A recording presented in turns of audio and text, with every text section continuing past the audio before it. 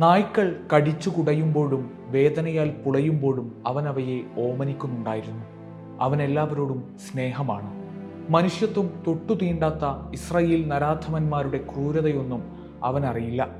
അവന് നൊന്താലും മറ്റുള്ളവർ ചിരിക്കുന്നത് കാണാനാണ് അവനിഷ്ടം. ഗസയിൽ കഴിഞ്ഞ ദിവസം ഇസ്രായേൽ സൈന്യം നായയെ കൊണ്ട് കടിപ്പിച്ചു കൊന്ന ഡൗൺ സിൻഡ്രോമും ഓട്ടിസവും ബാധിച്ച 24-കാരൻ മുഹമ്മദ് ബഹറിന് സ്നേഹിക്കാൻ മാത്രമേ അറിയൂ. ഗസ സിറ്റിയിലെ കിഴക്കൻ ഷജായ നസാസ് സ്ട്രീറ്റ് നിവാസിയായ ബഹറിനെ വീട്ടിൽ വെച്ചാണ് സൈന്യം അതിക്രൂരമായി കൊലപ്പെടുത്തിയത്. ബഹറിന്റെ 70-കാരിയായ മാതാവ് നബീലയാണ് ഇക്കാര്യം വെളിപ്പെടുത്തിയത്. കഴിഞ്ഞ ജൂൺ 27-ന് ഇവരോട് ഒഴിഞ്ഞു പോകാൻ ഇസ്രായേൽ സൈന്യം ആവശ്യപ്പെട്ടിരുന്നു. എന്നാൽ ഓട്ടിസം ബാധിച്ച, സ്വന്തമായി ഒന്നും ചെയ്യാൻ കഴിയാത്ത ബഹറിനെയും കൊണ്ട് ഇനിയും ഒരു പലായനം നബീലയ്ക്ക് സാധ്യമായിരുന്നില്ല. ഇതിനകം 15 തവണ തങ്ങൾ പലായനം ചെയ്തിരുന്നുവെന്ന് അവർ പറഞ്ഞു.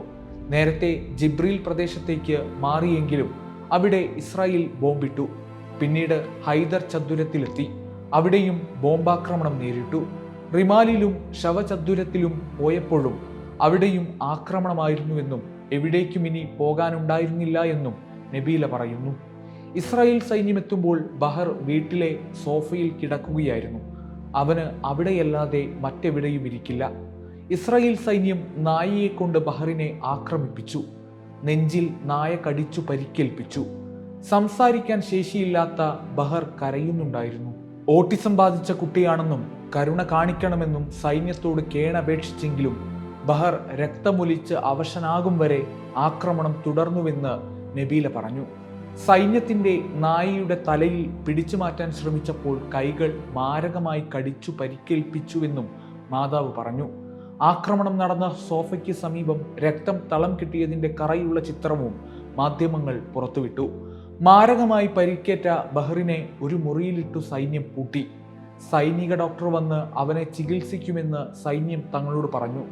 തങ്ങളെ മറ്റൊരു മുറിയിലും പൂട്ടിയിട്ടുവെന്ന് നബീല പറയുന്നു. പിന്നീട് മുഹമ്മദ് ബഹർ മരിച്ചു. മകന്റെ ഓർമ്മകൾക്ക് മുന്നിൽ മരിക്കേണ്ടി വന്നാലും ഇനി പലായനം ചെയ്യില്ലെന്ന ഉറച്ച തീരുമാനത്തിലാണ് Nabeela. Waytonikah.com, the exclusive Muslim matrimonial site.